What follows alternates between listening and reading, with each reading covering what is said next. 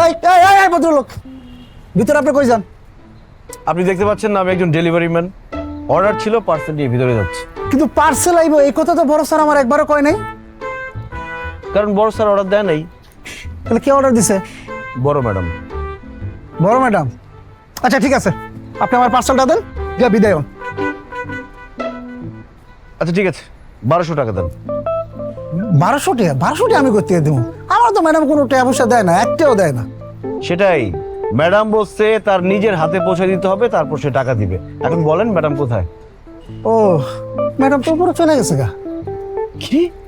সুস্থ সবল মানুষ উপরে চলে গেছে? কিভাবে মারা গেল? কবে, কখন?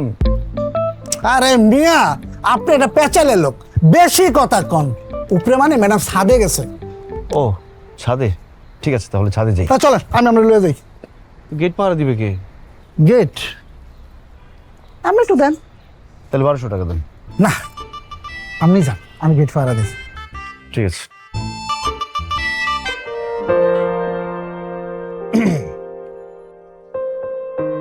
আপনার জন্মদিন, তাই পিৎজা নিয়ে এসেছি।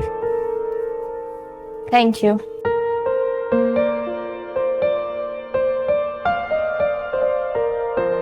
Happy birthday.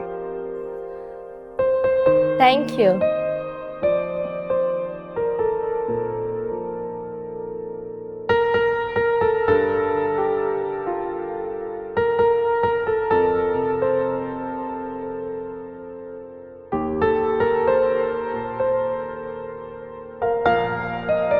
মন ভালো হয়েছে?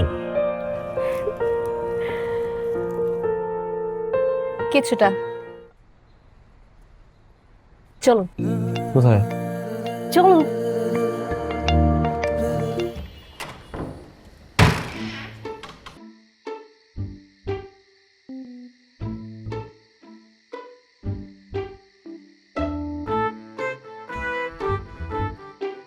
সরি বাবা।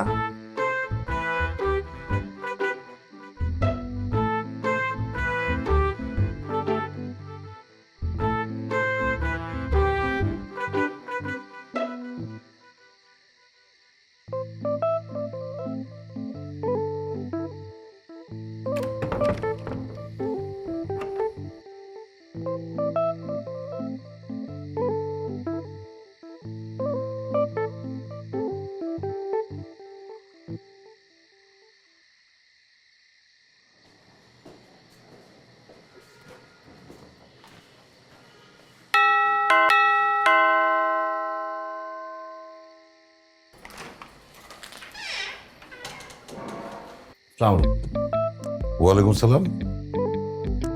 অরিত্রী ব্যাগটা গাড়িতে ফেলে এসেছিল। এই ছেলে, তোমার আমি বলছি অরিত্রীর সাথে মেলামেশা করবা না। কখন কোন পাগলামি করে বসে, ও তো একটা পাগল। জি, এটা আপনাকে দেখে বুঝেছি। কি বললো তুমি?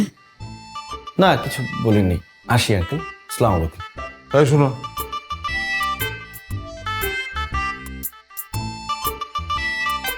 তুমি কি অরিত্রীকে ভালোবাসো? না আঙ্কেল, আমরা শুধুই বন্ধু। ওরকম কিছু হলে আপনাকে জানাবো। আসি।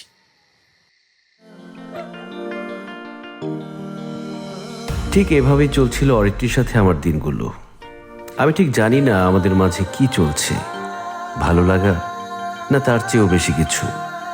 মাঝে মাঝে আমি নিজেই ওকে বুঝে উঠতে পারি না, ওর মনে কি আদৌ আমি জায়গা করে নিতে পেরেছি, নাকি তার মনে এখনো সেই আগের মানুষটাই আছে। আমি আসলে জানি না আমাদের কি করা উচিত।